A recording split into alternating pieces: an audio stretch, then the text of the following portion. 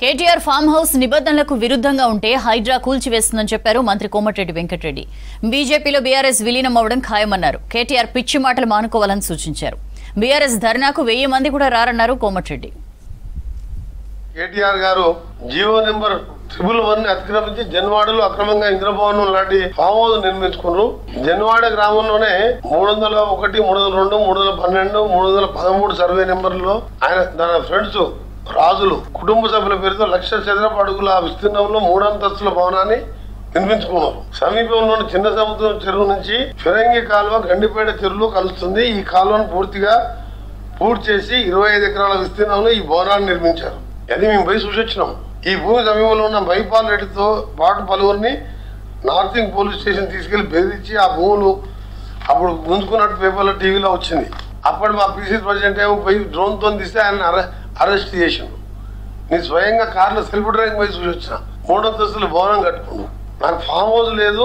నా ముత్తిడికి ఉన్న farm house లీజుకు తీసుకొని ఉన్నాను. దాన్ని బఫర్ జోన్ ఫామ్ హౌస్ లో ఉంటే నేనే దగ్గరుండి కూల్చివేస్తా అంటున్నాను. తప్పుంటే ఫామ్ హౌస్ ను కూల్చివేస్తే నాకు ఎలాంటి ఇబ్బంది లేదు. పెద్ద పెద్ద కాంగ్రెస్ నేతలకు ఫామ్ హౌస్లు ఉన్నాయి, ఆయనకు నాకు లేదు అంటున్నాను. ఆయన చూసి వచ్చినా అప్పుడు నేను పోయినప్పుడు వాళ్ళ వైఫ్ కూడా అక్కడ వర్క్ చేపిస్తున్నది. మీరు వస్తారని మీకు తీసుకుపోయి చూపిస్తాను. నేను పొంగులేడి ఫామ్ హౌస్ ఏపీఎల్ పరిధిలో ఉందంట. అదేమో నాకు తెలియదు. మరి ఎవరైనా మినిస్టర్ ఉండే ఆయన ఉండేదే సిటీలో బొంగులేటి గారు. ఇప్పుడు దీంట్లో ఏంటంటే రేవంత్ రెడ్డికి ఫామ్ హౌస్ ఉందంట. రేవంత్ రెడ్డి ఫామ్ హౌస్ ఎక్కడ ఉందన్న ఆయన వచ్చి చూపించాలనిపిస్తుంది. మీరైతే కేటీఆర్ చూసారు. ఇవన్నీ కాదు, ఫామ్ హౌస్ల గురించి 111 జీవో గురించి చాలా మంది ఇప్పుడు గవర్నమెంట్ ఎత్తేస్తుందంటే కట్టుకున్నారు, ఫామ్ హౌస్ కట్టుకున్నారు.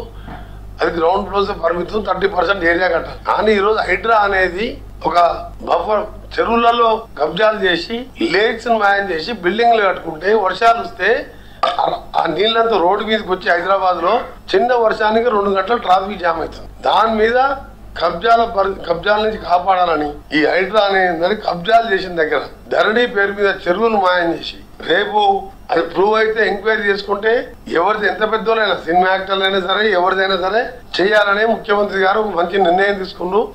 ప్రజలు కూడా మంచిగా హర్షిస్తున్నారు.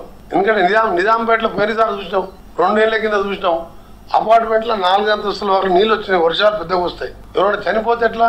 దాని మీద హైడ్రా ఫామ్ దానికి కేటీఆర్ రియాక్ట్ అయ్యి ఇవన్నీ ఛాలెంజ్ చేసే అవసరం లేదు.